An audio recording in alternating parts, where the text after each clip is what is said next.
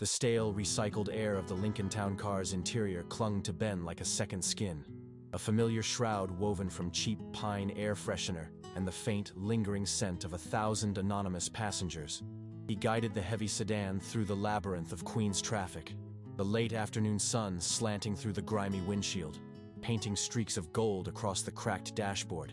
His knuckles were white on the worn leather of the steering wheel, not from tension, but from the deep, bone-weary fatigue that had settled into his marrow after a 12-hour shift. Each pothole was a jolt, a physical reminder of the long day spent navigating the whims and demands of people who saw him as little more than a part of the vehicle itself. He thought of his apartment, the cramped fourth-floor walk-up that was supposed to be their sanctuary, their starting point.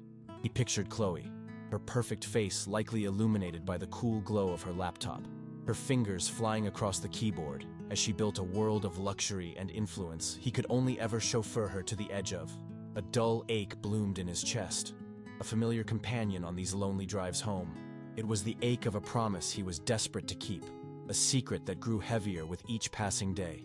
He was so close to the finish line, the anniversary that would change everything, but the weight of his current reality felt crushing, and he couldn't shake the feeling that the distance between his world and hers was growing into an impassable chasm. The most potent symbol of that chasm was folded neatly on the passenger seat beside him, the uniform. It was a simple, gray polo shirt, made of a durable but unforgiving polyester blend that always seemed to hold the day's sweat.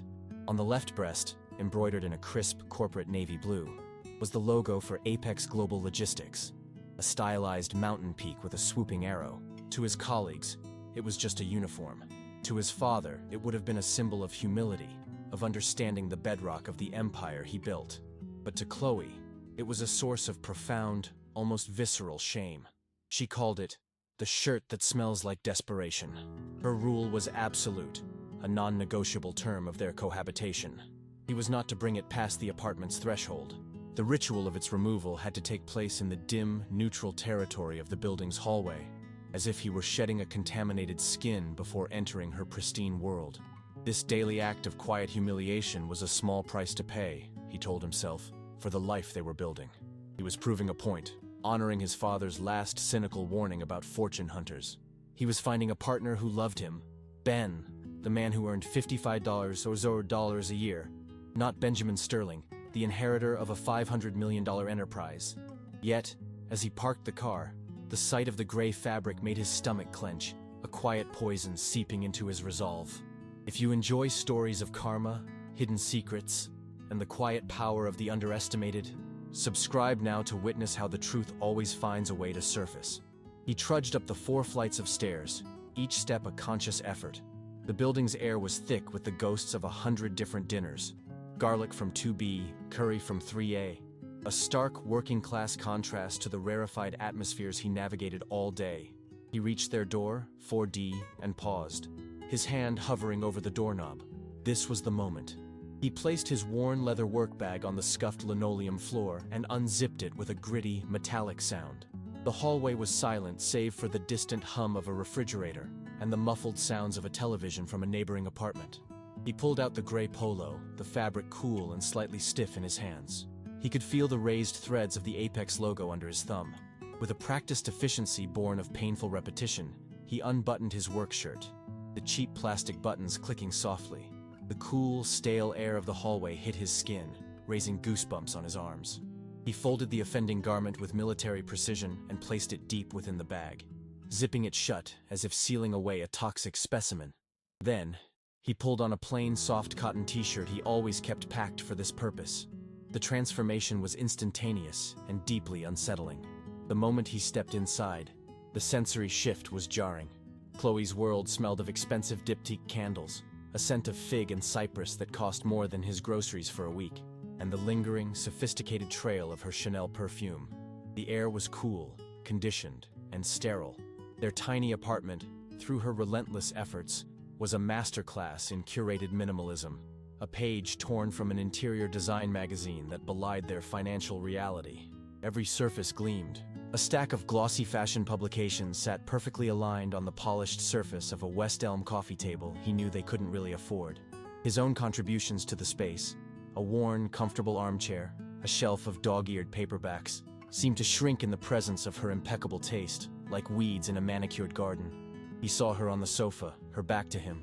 She was wearing silk pajamas, her blonde hair piled into a messy but artful knot on her head.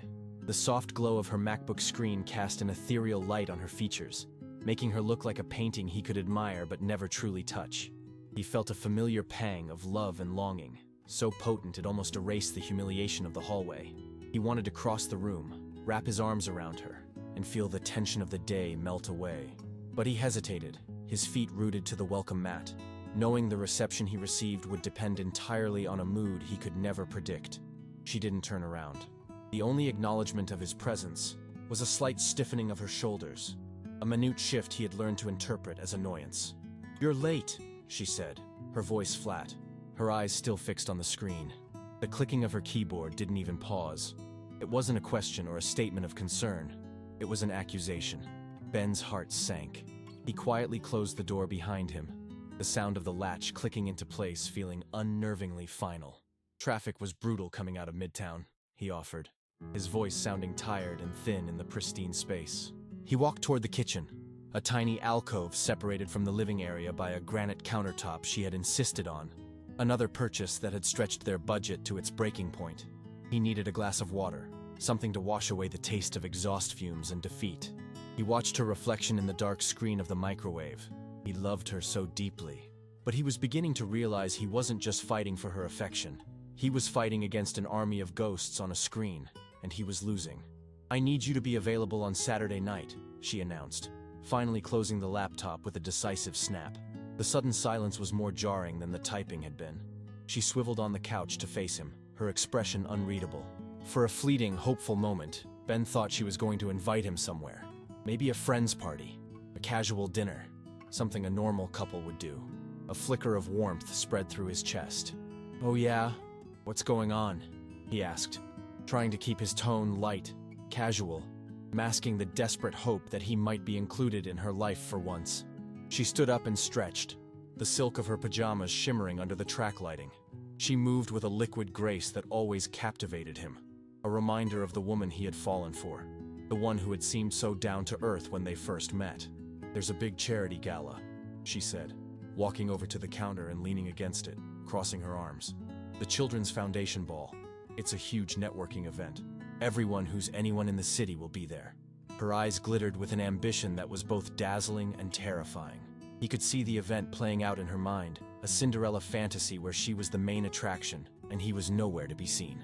Ben's tentative smile faltered. He knew what was coming next. He had lived through this scene in various forms a dozen times before. The initial mention of a glamorous event, the description of the high-powered guest list, and then, the inevitable, carefully worded exclusion. He leaned against the opposite counter, the cold granite seeping through his t-shirt, a stark contrast to the sudden hot flush of shame creeping up his neck. "Sounds amazing," he said, the words feeling like ash in his mouth. He watched her face, searching for any sign of invitation, any hint that she considered them a team. But her expression was purely transactional. She was organizing a logistical detail, not sharing a piece of her life with her husband. "It is," she confirmed, her tone brisk. "It's a work thing, really. Very high pressure. You'd be bored out of your mind." The words were designed to sound considerate, a kindness to spare him an evening of tedious small talk. But he heard the truth loud and clear, embedded in the subtext. "You wouldn't fit in. You would embarrass me. Your world is too small for mine." The tiny kitchen suddenly felt suffocating, the walls closing in, her judgment sucking all the air from the room. He felt the familiar sting of inadequacy, a wound she expertly reopened with just a few casual words.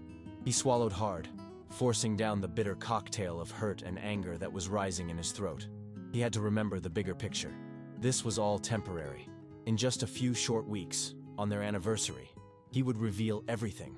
He imagined the look on her face when he told her that Apex Global Logistics was his, that the name on the side of his car was his own. He pictured flying her to Paris on a private jet, buying her one of the couture gowns she fawned over in her magazines, giving her the life she so desperately craved. The fantasy was his shield, the armor he wore to protect himself from the 1,000 tiny cuts she inflicted daily.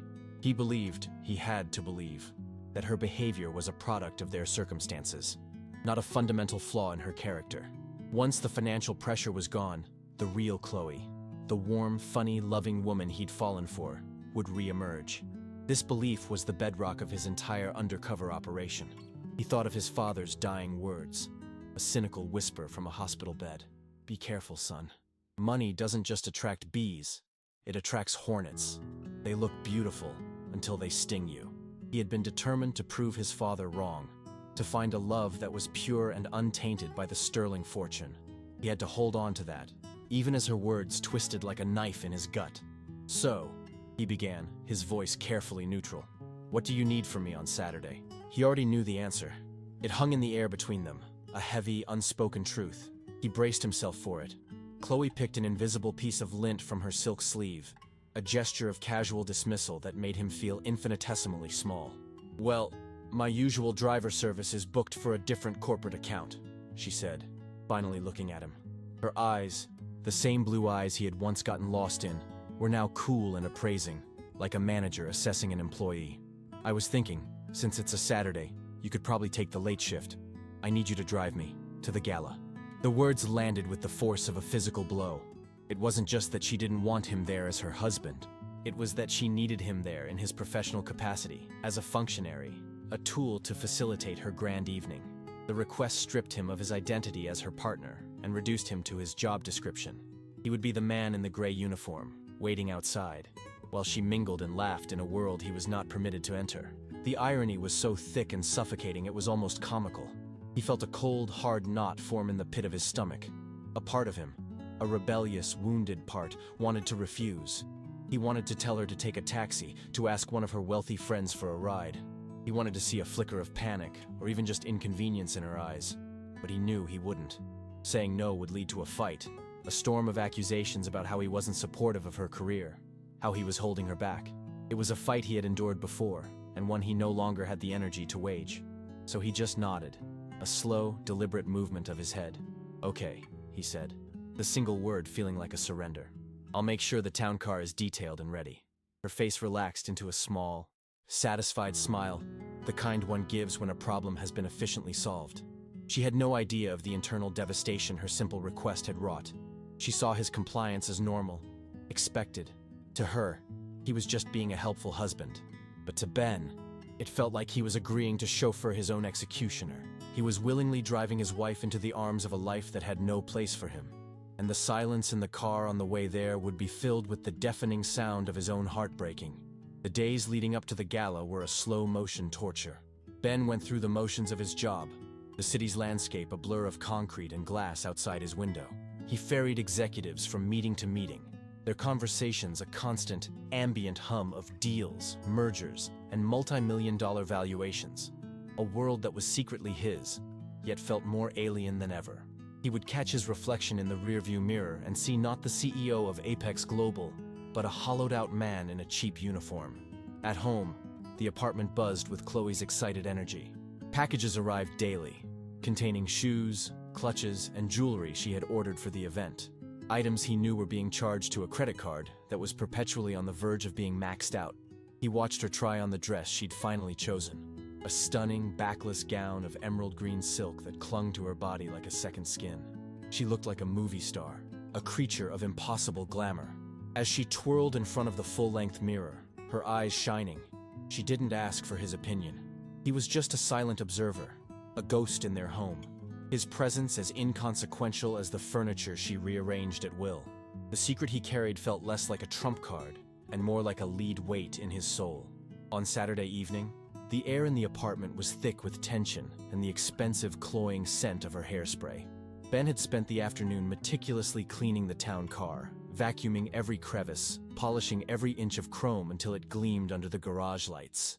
He felt like a groundskeeper preparing the stage for a royal pageant. Now, dressed in his crispest gray polo and black trousers, he stood by the door, car keys dangling from his fingers, waiting. Chloe was performing her final rituals in the bathroom, a process that had taken over 2 hours. The sounds of drawers opening and closing, the hiss of aerosol cans, and the soft clicks of makeup compacts were the soundtrack to his growing dread. He checked his watch for the 10th time. They were going to be late. A cardinal sin in his profession, but a fashionable norm in hers. He stared at the wall, at a framed photo from their wedding. They looked so young, so happy, their smiles genuine and unforced. It felt like a picture of two strangers from another lifetime. When she finally emerged, the sight of her stole his breath, a painful, double-edged reaction. The emerald dress was a work of art, and she wore it with an effortless confidence that was mesmerizing. Her hair was swept into an intricate updo, and diamonds, rented he knew, sparkled at her ears and throat. She was the epitome of elegance and ambition, a woman perfectly sculpted for the world she was about to enter. But as her eyes met his, there was no warmth, no shared excitement. There was only a cool, critical assessment. Her gaze flickered down to his uniform, and a faint, almost imperceptible frown line appeared between her perfectly sculpted eyebrows. "Is the car ready?" she asked, her voice as smooth and cold as the silk of her gown. She slipped on a pair of skyscraper heels, the click on the hardwood floor punctuating the silence. "It's waiting downstairs," he replied, his own voice sounding rough and inadequate by comparison. He held the door for her, and she swept past him without a word, the trail of her perfume a final parting blow. As he followed her down the stairs, he wasn't her husband. He was the help, and the distinction had never been more painfully clear. The drive into Manhattan was a study in suffocating silence. Ben focused on the road, on the rhythmic sweep of the windshield wipers clearing a light, misty rain from the glass. The city lights smeared across the wet pavement, creating a dazzling, impressionistic blur that matched the turmoil in his own mind. Chloe sat in the back, a queen on her throne, bathed in the soft glow of her phone. He could see her reflection in the rearview mirror. She was texting, a small, self-satisfied smile playing on her lips. He wondered who she was texting with such fervor. A friend? A colleague? A cold dread began to seep into his veins, a premonition that was dark and shapeless, but undeniably present. He thought about the anniversary, the grand reveal. He pictured himself handing her a new set of keys, not to a town car, but to a penthouse overlooking Central Park. He imagined whisking her away on the company jet. For months, this fantasy had been his anchor. They pulled up to the venue, a grand, historic hotel on Fifth Avenue, its entrance swarming with a constellation of New York's elite. The air crackled with the energy of wealth and power. Valets in crisp red jackets jogged back and forth, whisking away Bentleys and Rolls-Royces. The sidewalk was a river of designer gowns and bespoke tuxedos, punctuated by the blinding flashes of paparazzi cameras. Ben felt a profound sense of dislocation, as if he were looking at an alien planet through a telescope. This was her world, the one she dreamed of, and he was merely the delivery mechanism. He pulled the car to a smooth stop at the curb, a few feet away from the main entrance to avoid the crush. "We're here," he said, his voice flat. Chloe finished her text, her thumb hovering over the screen for a moment before she finally put the phone in her tiny, glittering clutch. She didn't thank him. She didn't even look at him.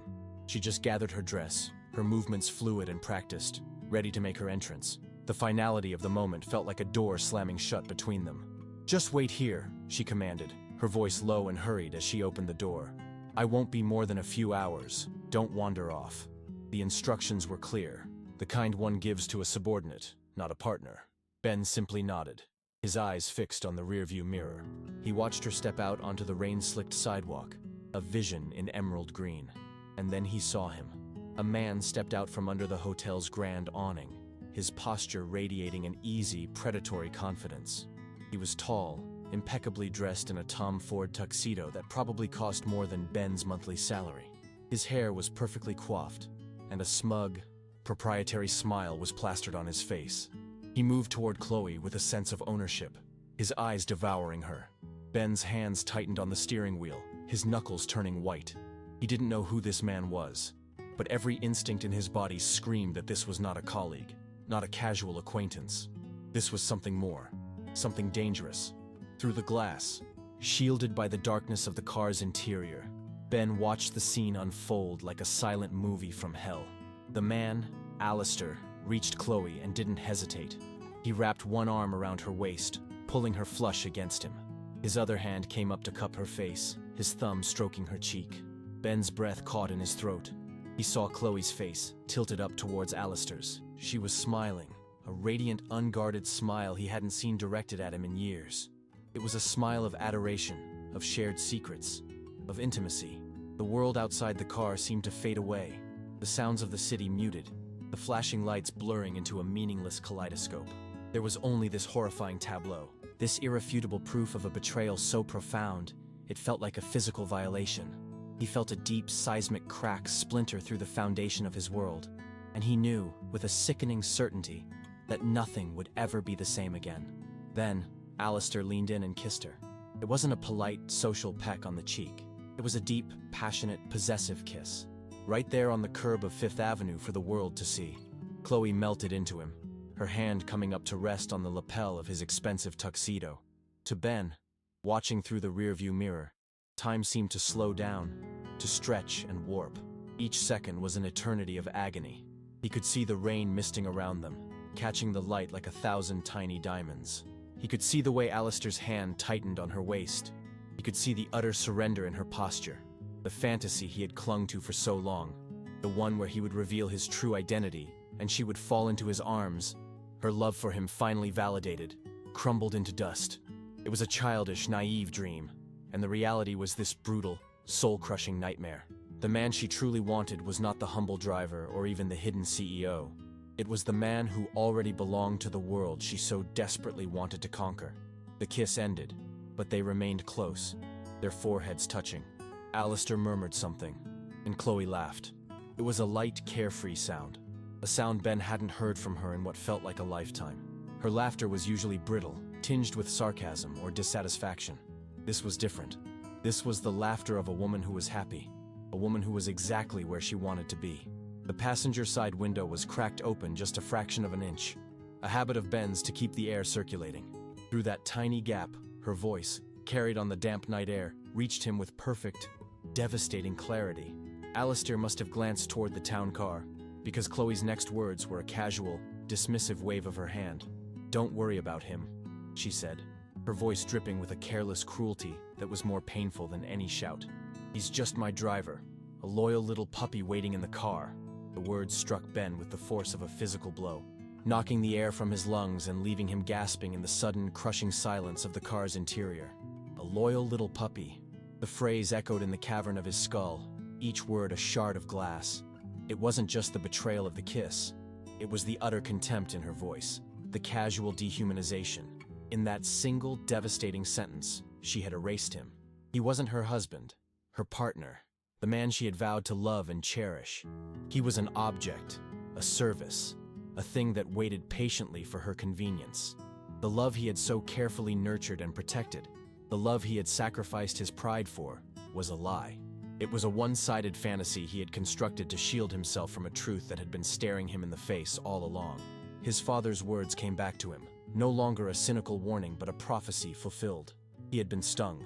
The shock was so profound it transcended anger, transcended pain. It was a moment of horrifying, absolute clarity.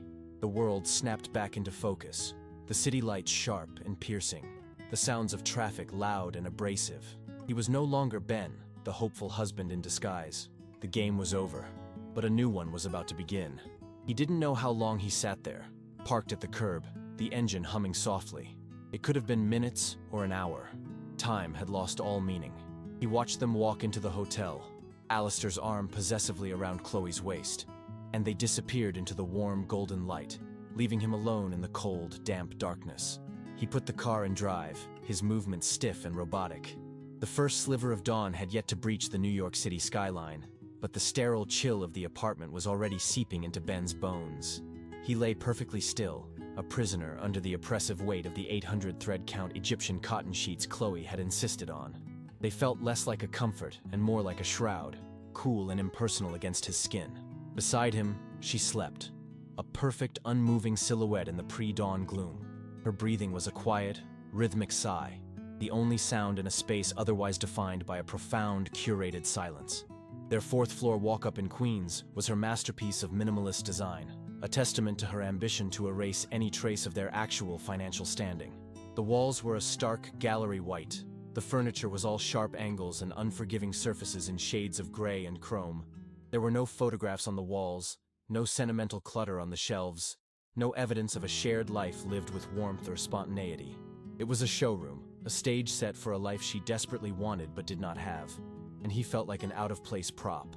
He carefully, painstakingly, slid his legs over the side of the bed, his feet finding the cold, polished concrete floor with a familiar, silent shock.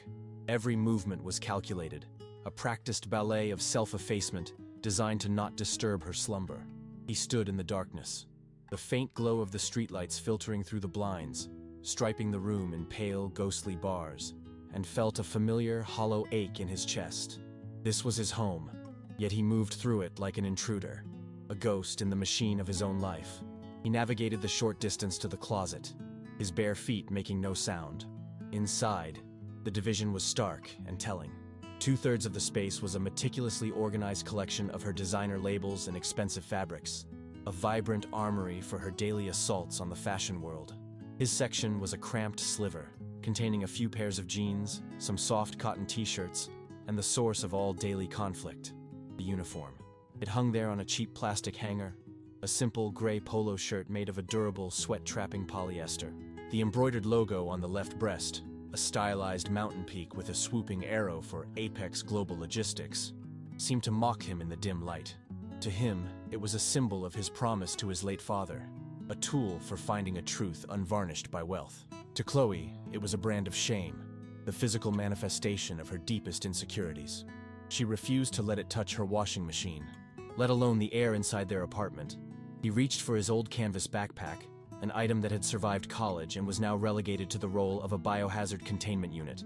The canvas was faded, the leather straps cracked, and it carried the faint, ingrained scent of his real life, a mix of old coffee, exhaust fumes, and the simple, honest smell of hard work.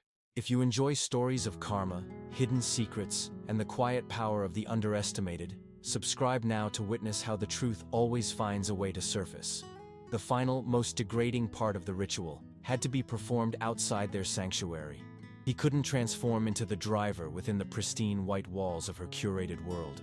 That alchemy of shame had to occur in the neutral, anonymous territory of the building's hallway.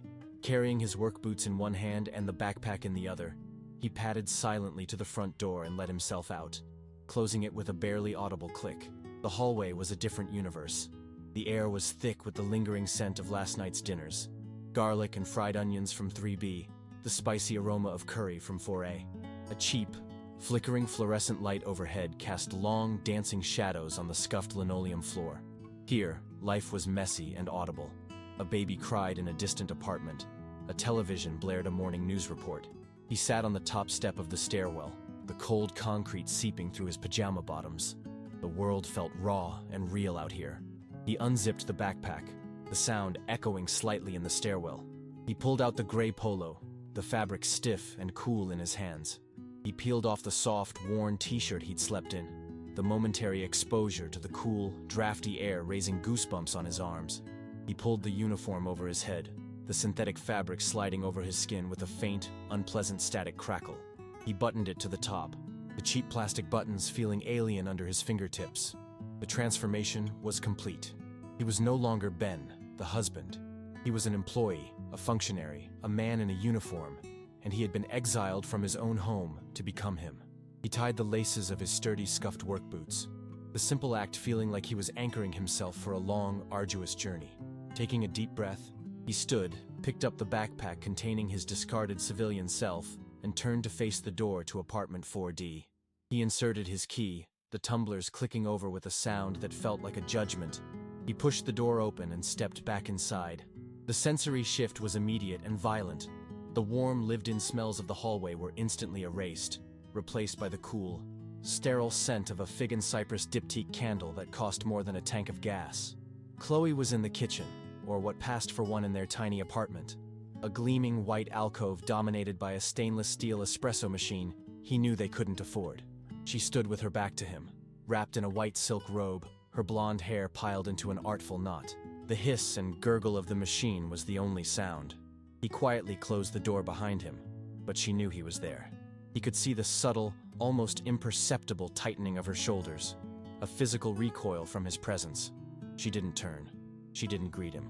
She simply continued her task, her focus on the perfect extraction of her morning espresso. An act of such focused self-interest that it made him feel completely invisible. "I saw the new charge from the auto shop on the credit card statement," she said, her voice flat and devoid of emotion. She still hadn't turned around. Her words cut through the quiet hum of the espresso machine, sharp and precise. Another $150 for that car. She finally turned, leaning back against the polished granite countertop. She held a delicate white porcelain cup, steam rising from it in a fragrant cloud. Her blue eyes, the ones he had once thought held the entire sky, were now narrowed, cold, and appraising. Her gaze swept over him, from his worn boots to the Apex logo on his chest, and he could feel her disdain like a physical force.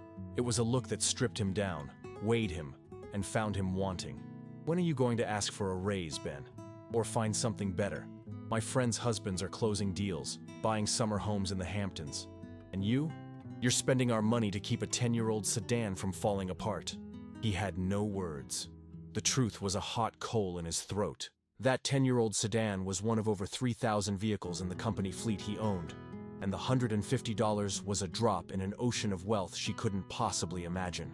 But in this moment, he was just a failure, a disappointment, a man whose very existence was a source of her profound, unending shame. He simply stood there and absorbed the blow, the silence stretching between them, thick with everything he couldn't say.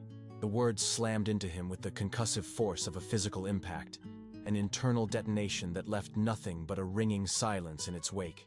A loyal little puppy. The phrase became a merciless mantra, replaying in the echo chamber of his skull, each repetition stripping away another layer of the man he thought he was. He watched them disappear into the hotel's golden maw, a perfect couple swallowed by a world of light and privilege, leaving him in the cold, rain-slicked darkness. For a long, suspended moment he was paralyzed, his hands fused to the leather of the steering wheel, his breath a ghost in his lungs. The vibrant, chaotic energy of Fifth Avenue, the blaring horns, the distant wail of a siren, the chatter of the wealthy patrons, all faded into a dull, distant roar. The only thing that felt real was the profound Arctic cold, spreading from the pit of his stomach, freezing the very marrow in his bones. The hurt was there, a vast and bottomless ocean of it, but something else was rising through its depths. It was something harder, sharper. It was the cold, calculating mind of Benjamin Sterling, the CEO, a mind he had intentionally suppressed for over a year. The game was over. The lie he had built his life around had been exposed, not by him, but by her. He put the car in drive, his movements no longer hesitant or weary, but sharp, precise, and economical. Every traffic light, every turn, every mile that separated him from the gala and brought him closer to their queen's apartment was a step in a new direction. He was no longer driving home to a life he was trying to preserve. He was driving toward a crime scene to gather evidence. He let himself into the apartment with a chilling sense of detachment. The space, once a symbol of their shared life, now felt alien and hostile. A meticulously arranged stage set for a play in which he had been the unwitting fool.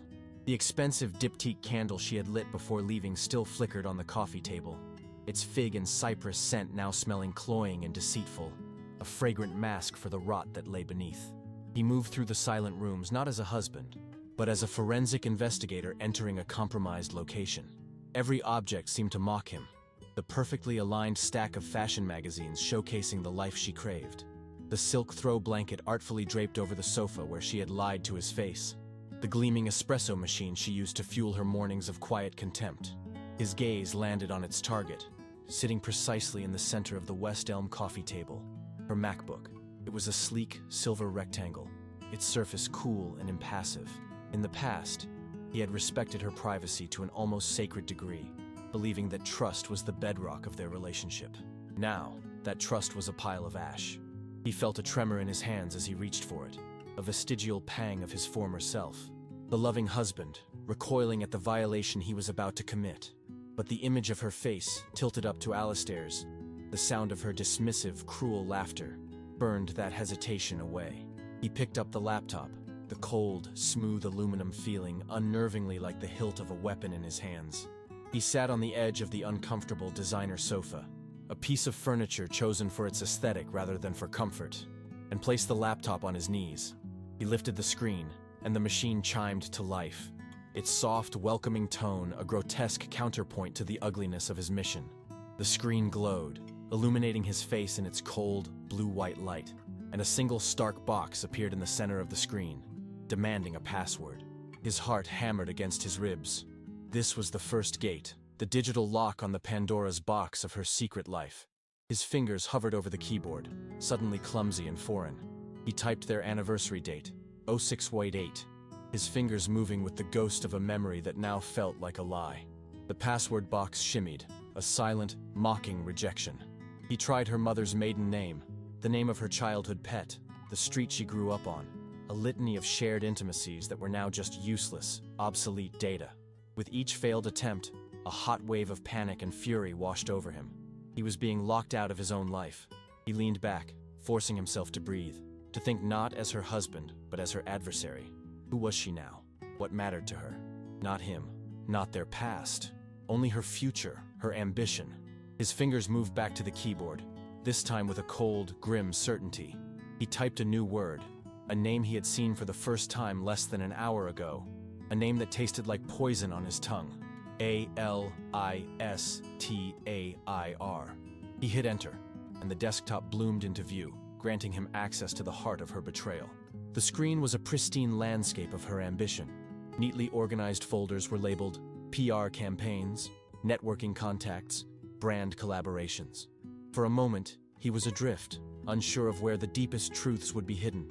An affair could be concealed in 1,000 digital corners.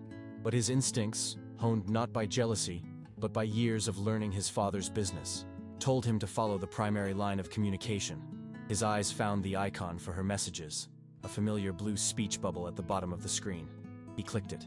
The application opened, and a list of conversations populated the left side of the window. His breath hitched. There, at the very top, pinned for easy access, was a thread with Alistair's name.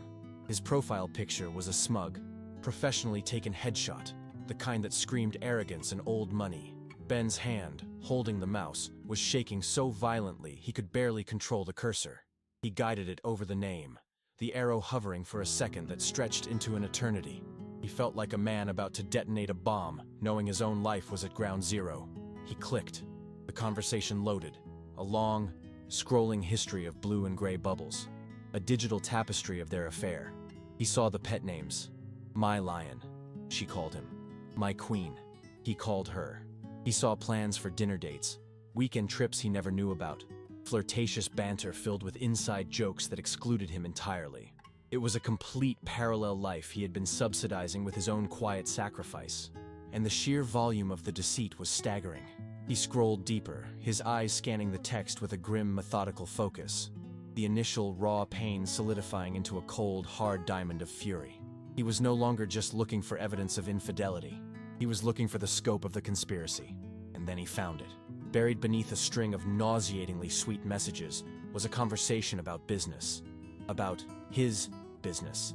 Alistair was bragging about the upcoming partnership with Apex Global Logistics, calling it a done deal. Chloe's replies were eager, filled with questions about the company's internal structure, its revenue streams, its long-term growth strategy. It was clear she was feeding him information, or at least the limited surface-level information she believed she had. She was trying to prove her value to him, to show him she belonged in his world. Then, Ben's eyes landed on a file transfer. It was a PDF document. He clicked on it, and it opened in a new window. His blood ran cold. It was a copy of their prenuptial agreement. Beneath it was a message from Chloe, sent just last week. Here it is. Like I said, it's ironclad. Old money paranoia from his family, I guess. I need your lawyer to look at it. There has to be a loophole. When we're together, I can't walk away with nothing. He stared at the screen, the words blurring as a wave of absolute soul-crushing clarity washed over him. This wasn't just a betrayal of their marriage. It was a calculated, predatory financial attack, and he had just found the blueprint. The words on the screen swam before his eyes, a toxic soup of pixels that coalesced into the most profound betrayal he could have ever conceived. There has to be a loophole.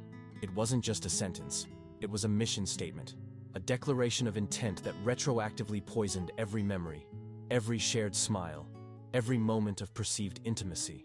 He felt the blood drain from his face, a cold, prickling sensation that started in his scalp and cascaded down his spine, leaving him feeling hollowed out, a fragile shell of the man he was just an hour ago. He reread the message, and then the one before it, and the one before that, his mind working furiously to recontextualize his entire marriage. The woman he loved, the woman for whom he had debased himself daily, had never seen him as a partner. He was an obstacle. He was a puzzle to be solved, a vault to be cracked. The prenup, a document his father's lawyers had insisted upon with grim foresight, was not a shield to protect him from a hypothetical stranger. It was a cage that had been actively rattling for months, and he was the oblivious animal inside. The very air in the apartment seemed to thicken, pressing in on him, suffocating him with the scent of her expensive candles and her even more expensive deceit.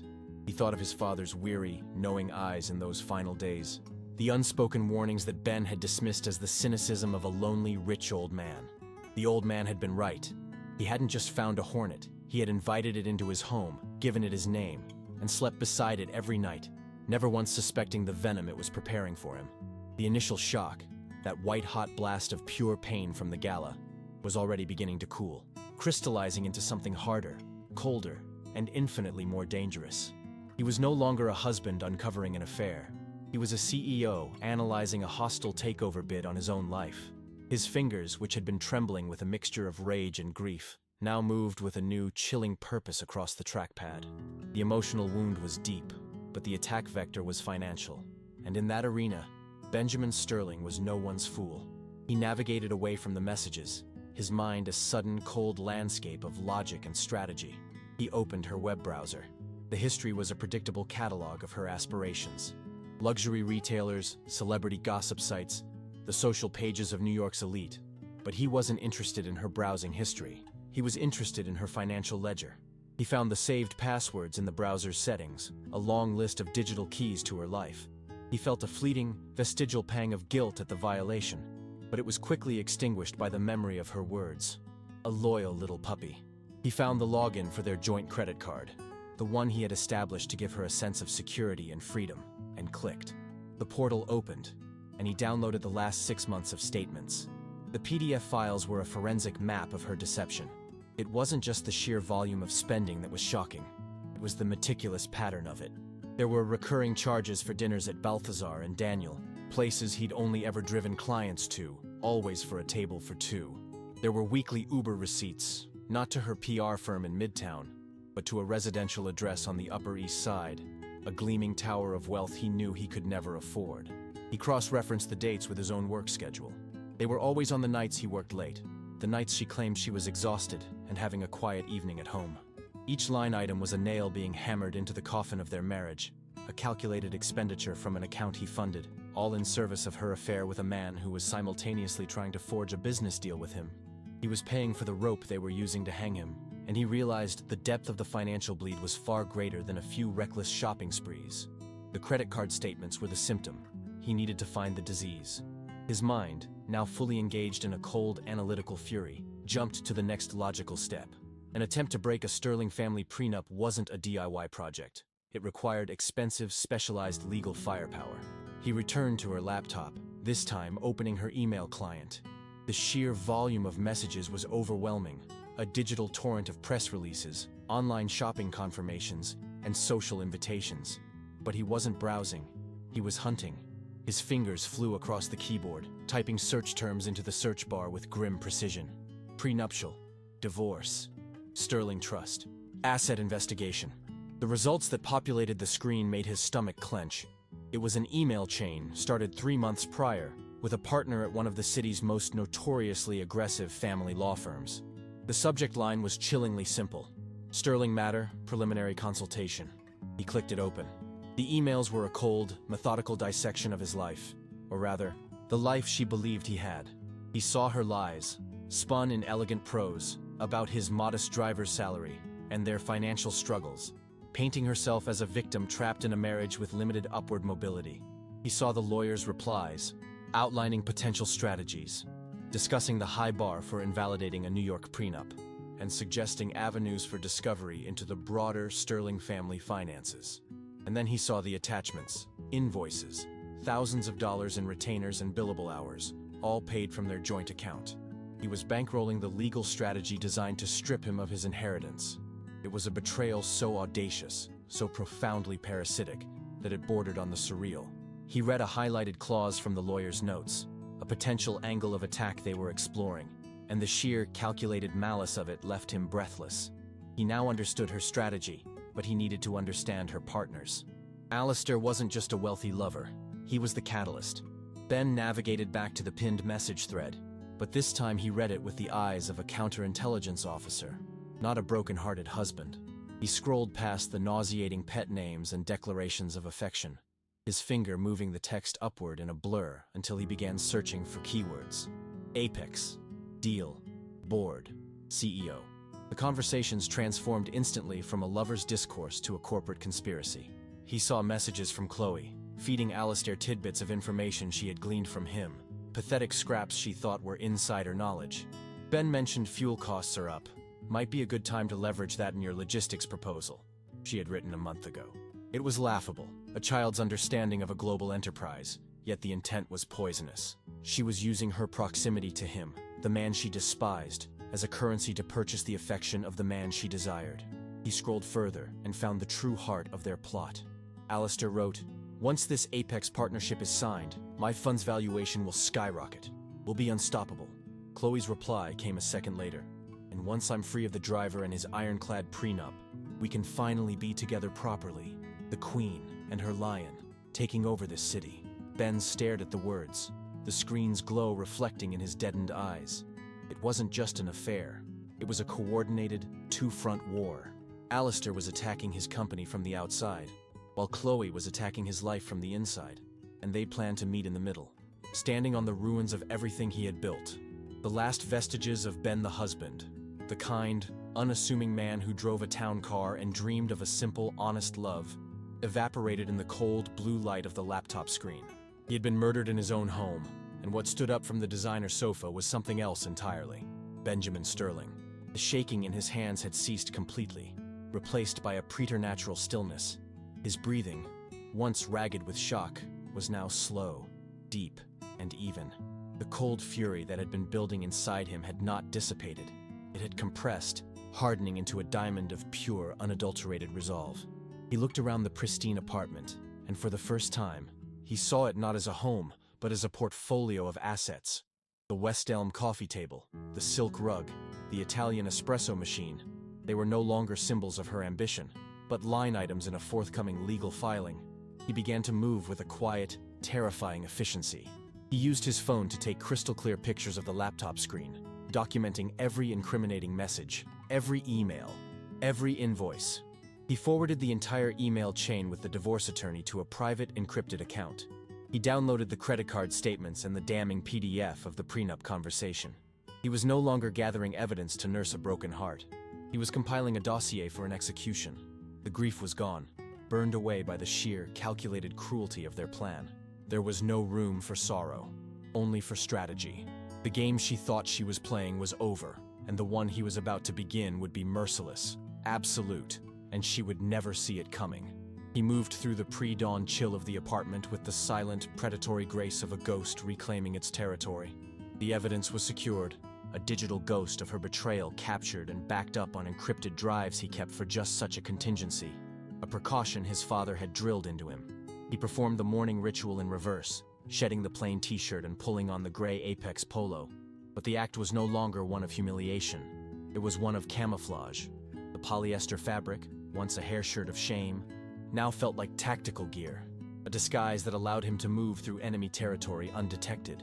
He placed his personal effects back into the worn canvas backpack, but its contents had been fundamentally altered. It no longer held the identity of a beaten-down husband. It held the weaponized secrets that would dismantle a life. As he stepped out into the hallway, closing the door to apartment 4D with a soft final click, he was not escaping a prison. He was sealing a tomb. The air outside, thick with the smell of damp concrete and the distant promise of street vendor coffee, felt electric with possibility. He walked down the 4 flights of stairs, not with the weary trudge of a man heading to a long shift, but with the measured, purposeful stride of a general marching to war. He didn't head for the Lincoln town car. Instead, he walked to the corner, the city slowly awakening around him, and pulled out a second phone from a hidden pocket in his bag. It was a sleek, featureless black slab, an encrypted device that had no connection to his life as Ben. He scrolled to a single contact, labeled only the custodian, and pressed the call button. The connection was instantaneous, the voice on the other end crisp and awake, despite the hour. Ben's own voice, when he spoke, was unrecognizable, stripped of all warmth and weariness, and forged into something cold, hard, and absolute. "Julian," he said, his breath pluming in the cool air. "It's Sterling. Activate the Phoenix Protocol. Full asset lockdown and forensic deep dive. We have a breach." An hour later, he was on the 75th floor of a glass and steel monolith in Midtown, a world away from the gritty reality of his Queens walk-up. The offices of Julian Croft Eskermasawai were a masterclass in weaponized minimalism. The floors were polished obsidian, the walls were paneled in dark figured walnut, and the air smelled of old leather, expensive scotch, and the faint metallic scent of victory. It was a space designed to intimidate, to communicate in no uncertain terms that the man who occupied it did not lose. Julian himself was a reflection of his environment. He was a man in his late 60s with a mane of silver hair, wearing a bespoke suit that cost more than the town car Ben drove. He sat behind a desk the size of a small boat, his fingers steepled, his eyes the color of faded denim, missing nothing. He listened without interruption as Ben, with chilling, emotionless precision, laid out the entire sordid affair. Ben didn't speak of heartbreak or betrayal. He spoke of conspiracy, of fraudulent inducement, of a coordinated financial assault. He placed his encrypted phone on the desk and, with a few taps, projected the screenshots onto a massive, wall-mounted display. The intimate messages between Chloe and Alistair, the emails with her shark of a divorce lawyer, the annotated prenup, it all filled the screen, a digital monument to their treachery. Julian's expression never changed, but Ben saw a flicker in his eyes, the glint of a predator catching the scent of blood. When Ben finished, the silence in the room was absolute. Julian leaned forward, a slow, deliberate movement. "This isn't a divorce, Benjamin," he said, his voice a low, gravelly rumble. "This is a corporate dissolution. They've declared war on the House of Sterling. Our response will be biblical." He tapped a button on his intercom. "Get me forensic accounting. I want every cent Chloe Sterling has spent for the last 2 years, traced, categorized, and weaponized." From the lawyer's office, Ben didn't go to work. He went to a different kind of tower, an unmarked granite fortress on a quiet side street in the financial district. This was the home of his family's private bank, a place of such immense, quiet wealth that it made Julian Croft's office look like a public library. There were no tellers, no lines, just hushed, carpeted corridors and private consultation rooms that felt more like presidential suites. He was met by a woman named Evelyn, his private wealth manager, who had served his father for 20 years. She was the epitome of discretion, dressed in a simple but exquisitely tailored gray suit, her demeanor calm and unflappable. In a soundproofed room overlooking a private garden, Ben laid out the second phase of his counteroffensive. "Evelyn," he began, his tone leaving no room for discussion. "Effective immediately. I want all joint accounts frozen. I want a new primary trust established, an irrevocable deed of trust, with my father's charity foundation as the sole beneficiary for the next fiscal quarter." Evelyn's fingers flew across a tablet, her face a mask of professional neutrality, but Ben could see the gears turning in her mind. This was not just asset protection. It was a scorched earth maneuver. He was moving the liquid wealth, the accessible fortune, into a place so legally fortified that not even the most aggressive divorce attorney could touch it. "Furthermore," Ben continued, "I want a full financial audit initiated on all subsidiary shell companies. We need to know if Alistair's venture capital firm has made any indirect plays for our stock through back channels. I want to know who his partners are, where his funding comes from, and what skeletons he has in his financial closet. Spare no expense." Evelyn simply nodded. "Consider it done, Mr. Sterling. The preliminary report will be on your encrypted server by noon." As he left the bank, the sheer scale of the financial machinery he had just set in motion was staggering. A silent, invisible army now marching to his command. And he knew Chloe's entire world was about to be repossessed without her even knowing it. The third call was made from the back of a black SUV, a different one, from his personal security detail, as it sliced through the morning traffic. This call was to Marcus Thorne, the chairman of the board at Apex Global Logistics and his father's most trusted friend. Marcus was the only other person in the company who knew Ben's true identity. His voice, when he answered, was warm and familiar, a comforting echo of a life before the betrayal. "Ben, my boy, I was just about to call you. This Alistair fellow is getting aggressive. He's pushing for a final signatory meeting, wants to bring the CEO in to close the deal. He's even bringing his new PR consultant, some woman named Chloe. The irony was so thick it was almost suffocating, but Ben felt no emotion, only the cold click of puzzle pieces falling into place. "Let him, Marcus," Ben said, his voice a flat, chilling monotone. "Give him exactly what he wants. Arrange the meeting for tomorrow morning. The main boardroom, 80th floor. Ensure the entire executive board is present. I want a full audience." There was a pause on the other end of the line. Marcus, a man who had navigated the cutthroat world of global logistics for 40 years, could sense the shift in Ben, the transition from a young man honoring his father to a king claiming his throne. "What are your orders, Ben?" Marcus asked, his tone now deferential, serious. "My orders," Ben replied, watching the city blur past his window, "are simple. You will introduce me not as the CEO, but as a junior analyst from the Fleet Division, there to give a report on ground-level logistics. Alistair will see me in my uniform one last time. Let him believe he has won. Let him present his entire proposal. Let him posture and preen in front of my board. I want him at the absolute peak of his arrogance when I take my seat at the head of the table." He arrived back at the Queen's apartment building just as the sun was beginning to cast long shadows down the street. The transformation back into Ben the driver was a surreal, out-of-body experience. In the dim light of the stairwell, he stripped off the Apex polo, the symbol of his power, his camouflage, and folded it away, replacing it with a soft, nondescript t-shirt. He was putting the mask back on, but this time, he was fully aware that it was a performance. He let himself into the apartment. The air still smelled of her expensive perfume and the lingering scent of her morning espresso. She was on the sofa, laptop open, a vision of casual elegance in silk pajamas. She looked up as he entered, her expression a familiar, weary cocktail of annoyance and disappointment. "You're back early," she said, her tone an accusation. "Did you get the oil changed?" He looked at her, truly looked at her.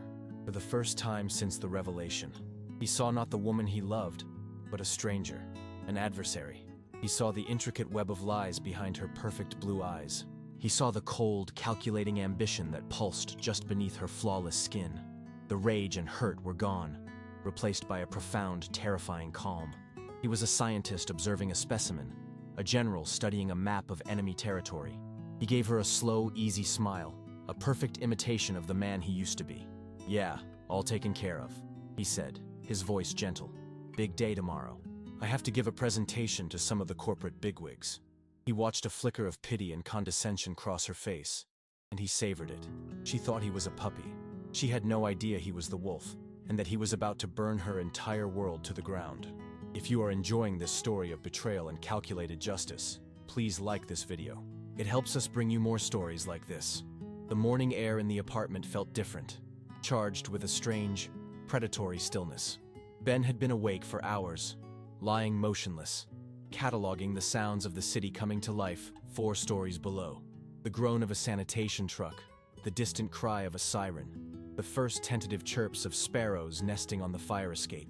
Beside him, Chloe slept with a tranquility he found monstrous. When she finally stirred, it was not with her usual groggy reluctance, but with a sudden, fluid grace, as if she were being powered by a new and potent energy source. She sat up, the silk sheets pooling around her waist, and stretched her arms above her head with the languid satisfaction of a cat. She didn't look at him. She looked past him, her eyes fixed on the sliver of morning light piercing the blinds, a faint, self-satisfied smile playing on her lips. He felt a cold dread, a primal instinct that the hunt was over and the kill was about to begin. He played his part, feigning a slow awakening, rubbing his eyes and mumbling a groggy, "Good morning." She finally turned her gaze on him, and her eyes, usually clouded with morning resentment, were sharp and unnervingly clear. "We need to talk, Ben," she said, her voice smooth as polished glass, utterly devoid of warmth. It was the voice she used with underlings at her firm, a tone that communicated finality. He sat up, letting a look of weary confusion settle on his features, a perfect mask of the unsuspecting husband. "About what?" he asked, his voice intentionally rough with sleep. She swung her legs out of bed and padded over to her designer handbag, which sat on a sterile white armchair in the corner. The deliberate, unhurried nature of her movements was terrifying. She was savoring this. The soft click of the bag's magnetic clasp was like the cocking of a hammer, and his entire body tensed as he watched her pull out a thick, legal-sized manila envelope. She walked back not to the bed, but to the kitchen counter, placing the envelope between them with a soft, definitive slap that echoed in the silent apartment. It lay there on the cold granite, a rectangular tombstone marking the death of their marriage. Ben stood up and walked toward her, his bare feet cold on the polished concrete floor, each step feeling heavy, momentous. He was the condemned man walking his last mile, and he had to make the performance convincing. "Chloe, what is this?" he asked, injecting a note of pleading panic into his voice. She leaned against the counter, crossing her arms, a posture of unassailable power. "I've been doing a lot of thinking," she began, her words clearly rehearsed. "A press release for the end of their life together. Our paths have diverged, Ben. We want different things. You're content with this." She made a vague, dismissive gesture that encompassed the apartment, his job, his very existence. "And I'm not. It's time for us to consciously uncouple and move forward on our separate trajectories." The corporate jargon was so impersonal, so insulting. It was almost comical. He saw the flicker of triumph in her eyes, the sheer, unadulterated glee she was trying to mask with a somber expression. He reached for the envelope, his hand faking a slight tremor. The paper felt thick and important, its weight a physical manifestation of her treachery. He fumbled with the clasp, pulling out a thick sheaf of documents. The dense, blocky text of a divorce filing stared up at him. The names, Chloe Ann Sterling and Benjamin Sterling, starkly printed at the top. He saw the name of the law firm, the same one from the emails. He let his breath hitch, his shoulders slump, his eyes widen in a perfect facsimile of shock and devastation. He was giving the performance of his life, and he could see from the pity in her eyes that she was buying every second of it. She leaned in slightly, her voice dropping to a tone of feigned sympathy, and pointed a perfectly manicured finger at the last page. "It's all standard. If you just sign here, we can make this quick and painless for everyone." He stared at the signature line, the black ink a stark, demanding void on the page. His mind was a whirlwind, not of pain, but of cold, hard calculation. He could feel the weight of the expensive Mont Blanc pen she pushed across the counter toward him. It was heavy, perfectly balanced, a writer's instrument, and he knew with sickening certainty it was a recent gift from Alistair. He looked up at her, letting his eyes fill with a carefully crafted expression of hurt and confusion. "Just like that?" he whispered, the words sounding broken. "After everything?" Her facade of sympathy hardened slightly, a flicker of impatience crossing her features. "Don't make this more difficult than it needs to be, Ben," she said, her voice losing its gentle edge. "I'm trying to be fair, generous, even." She then proceeded to outline the terms of his surrender, a speech of such breathtaking arrogance it nearly made him laugh out loud. He could have the next 2 weeks to find a new apartment. She wouldn't contest his right to keep the town car. She wouldn't even go after what she called his meager 401k. It was a stunning display of magnanimity from a queen allowing a stable boy to keep his favorite horse. Every word she spoke was a confirmation of the strategy he had read in the emails from her lawyer. Establish his limited earning potential, offer a settlement that seemed reasonable for a man of his modest means, and get his signature before he could ever suspect the true scale of the assets he was entitled to. She thought she was being clever, outmaneuvering a simple-minded driver. She had no idea that with every condescending word, she was tightening the noose around her own neck. He picked up the pen. The cold, polished resin felt alien in his hand, a tool of his own staged execution. He uncapped it, the soft click echoing the sound of a cell door locking shut. And he knew this signature was not an act of surrender, but the final, critical step in springing his trap. He lowered the nib of the pen to the paper, the point hovering over the signature line for a dramatic, heart-wrenching beat. He could feel her eyes on him, intense, expectant, hungry for the finality of his capitulation. He looked up one last time, his face a mask of tragic resignation, and then he signed. The ink flowed smoothly, his name, Benjamin K. Sterling, appearing in a firm, steady hand. The K was a silent, private tribute to his father, a middle name Chloe had never bothered to ask about. He slid the document back across the granite countertop. The rustle of the paper was the only sound. Chloe snatched it up, her eyes quickly scanning the signature, and a slow, triumphant smile, the first genuine smile he had seen from her all morning, spread across her face. It was done. She had won. She carefully placed the papers back in the envelope as if they were a holy relic. "Thank you, Ben," she said, her voice now light, almost giddy with relief. "You've done the right thing." Then came the final monologue, the victor's speech to the vanquished. "I truly am sorry it had to end this way," she began, her tone dripping with false sincerity, "but I'm destined for a different life. You know Alistair's partnership with Apex was approved? It's all happening. We're going to be a real power couple." She looked at him, her eyes filled with a grotesque mixture of pity and contempt. "You'll be fine. You're a simple man, Ben. You'll find a nice, simple girl, and have a quiet, simple life. It's what you're built for." She turned and walked toward the bedroom to get ready for her big day, leaving him standing in the kitchen, stripped of his wife, his home, his future. He just stood there, absorbing the final, brutal insults, his expression unchanging. He had given her exactly what she wanted, and in doing so, he had sealed her fate. As she emerged a few minutes later, dressed for victory, she paused at the door and gave him one last look. "Good luck with your little presentation at work today. Try not to be too nervous." The boardroom on the 80th floor of the Apex Tower was less an office and more a cathedral dedicated to the worship of commerce and power. A single, colossal slab of polished mahogany, so dark it seemed to drink the light, stretched down the center of the room, flanked by 20 high-backed leather chairs. The western wall was a seamless pane of floor-to-ceiling glass, offering a godlike panoramic view of the Manhattan skyline. A sprawling kingdom of concrete and ambition. The air itself felt different up here, thin and cool, smelling faintly of expensive leather, ozone from the air purifiers, and the freshly brewed coffee served in delicate porcelain cups. Ben felt the familiar, oppressive weight of the space as he stood just outside the massive oak doors, Marcus Thorne at his side. He could hear the low murmur of voices from within, the confident, easy laughter of men who measured their worth in billions. His heart was a cold, steady drum against his ribs. He adjusted the knot of his silk tie, the fabric a foreign language against his skin after a year of cheap polyester. Marcus gave him a short, firm nod. "It's time, son." The doors swung open on silent, perfectly balanced hinges, and Ben stepped across the threshold.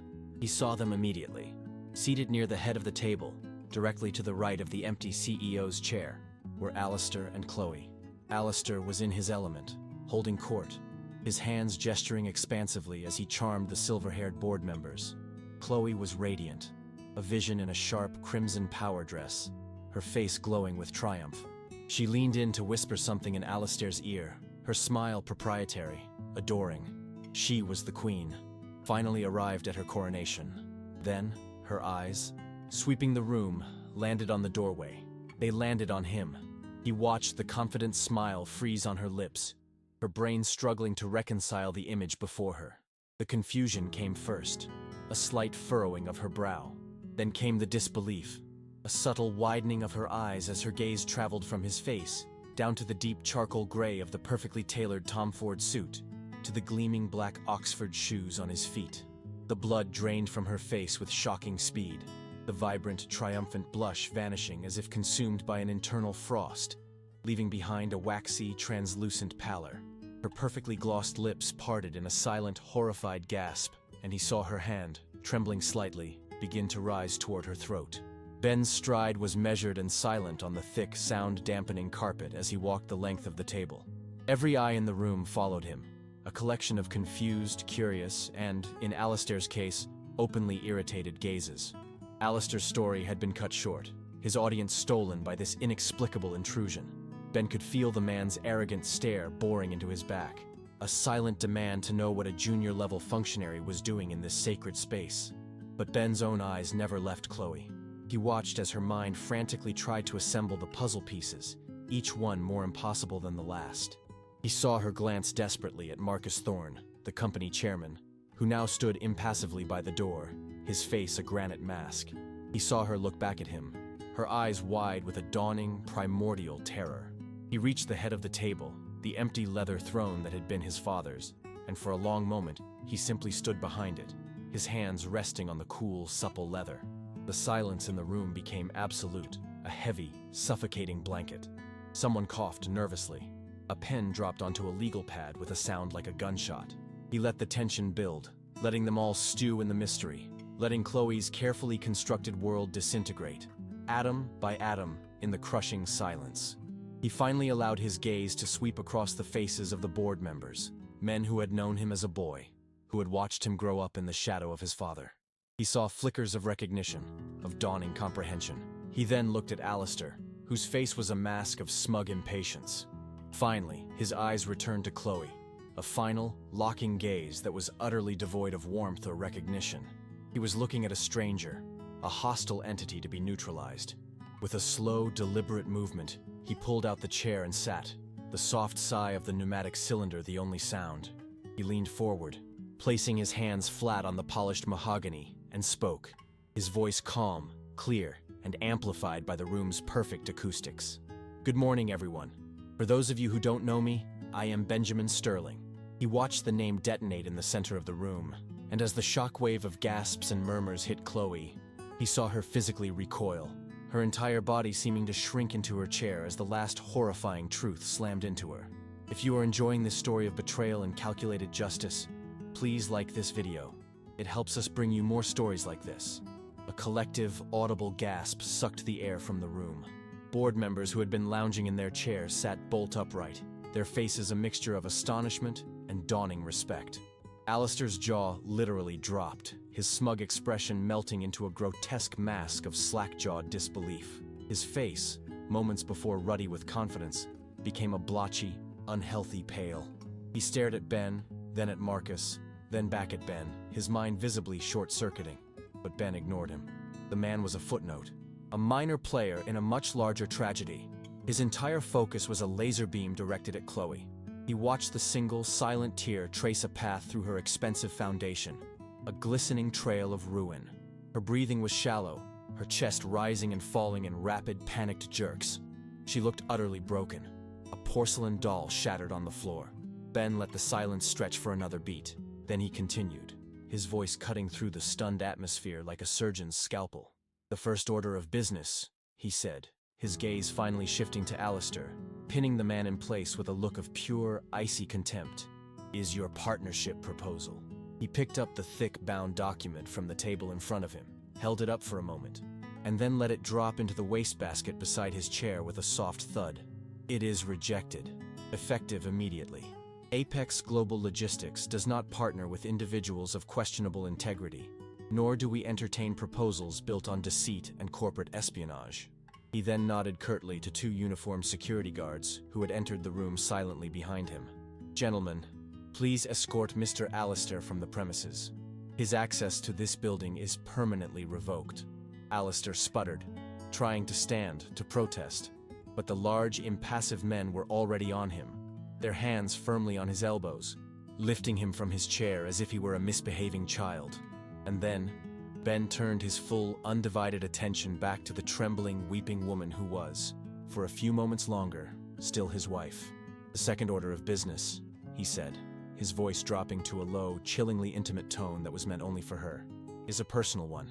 He nodded to Julian Croft, his lawyer, who stepped forward from the corner of the room and placed a thick manila envelope on the gleaming table directly in front of Chloe with a soft, final slap.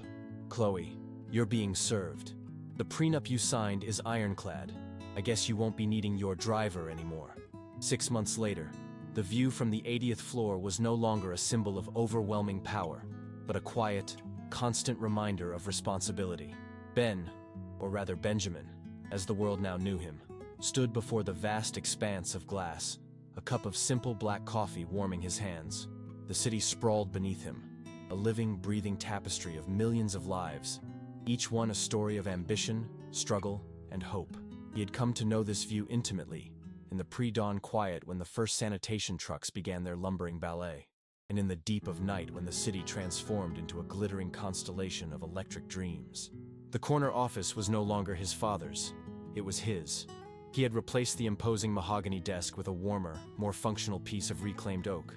The walls were adorned not with abstract art, but with framed photographs of Apex trucks on the road, of smiling employees at company picnics, of the new wing of the children's hospital his foundation had just funded. The air no longer smelled of sterile victory, but of coffee, old books, and the faint, pleasant scent of wood polish. He had heard through the grapevine of financial ruin and social annihilation what had become of Chloe and Alistair.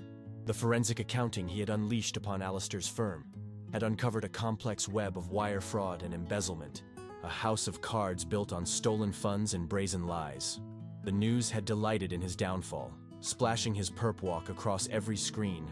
The arrogant Lion of Wall Street reduced to a shuffling, defeated man in a cheap, ill-fitting suit, his wrists bound by cold steel. Chloe's fate had been quieter, but no less devastating. The moment the divorce was finalized and the ironclad prenup held, her world had evaporated. The friends who had flocked to her side vanished, their calls unanswered, their invitations rescinded. Her PR firm had let her go, citing the reputational damage of the scandal. The last he had heard, she was living in a cramped studio in a borough he'd never heard of, selling her designer handbags online to make rent. Her ambition a dying ember in the cold reality of a life she had so desperately tried to escape. He felt no triumph in their ruin, only a profound, hollow sadness for the waste of it all. They had gambled everything on greed and lost, and their bankrupt souls were a far greater tragedy than their empty bank accounts. He took a sip of his coffee, the warmth spreading through his chest. A simple, grounding pleasure. The past year felt like a fever dream, a painful, necessary crucible that had burned away the naive boy and forged the man he was today. On a whim, he walked over to a locked closet in the corner of his office. He punched in a code and opened it. Hanging inside, perfectly preserved in a garment bag, was a single gray polyester polo shirt. He unzipped the bag, the sound loud in the quiet room, and reached in, his fingers brushing against the familiar scratchy fabric. He traced the embroidered logo of Apex Global Logistics, the stylized mountain peak that had once been his brand of shame. Now, it felt different. It was a relic, a reminder. It was the tool that had saved him, the lie that had revealed the truth. His father's cynicism had been born of a lifetime of seeing the worst in people, of being seen as a walking vault rather than a man. Benjamin understood that cynicism now, felt its cold logic in his bones, but he refused to let it become his own legacy. He would not build walls around his heart. He would simply build a better door, one with a stronger lock and a clearer peephole. He had learned the most brutal of lessons. Some people know the price of everything and the value of nothing. Chloe had known the price of a Tom Ford suit, a penthouse apartment, a gala ticket, but she had never understood the value of loyalty, the immeasurable worth of trust, the quiet, unshakable strength of a love that didn't come with a balance sheet. He zipped the garment bag closed, leaving the ghost of his former life sealed away. He was no longer hiding, and he was no longer proving a point to anyone, not even the memory of his father. He was simply Benjamin Sterling, a man who had been to the bottom of his own company and had found his way to the top, carrying with him the knowledge that true wealth wasn't an inheritance to be guarded, but a foundation upon which to build a life of genuine worth. We hope you were moved by this story of hidden truths and the ultimate triumph of integrity over greed. True value is never found on a price tag, but in the loyalty, respect, and love we earn. What did you think of Ben's final act of justice? Let us know your thoughts in the comments below.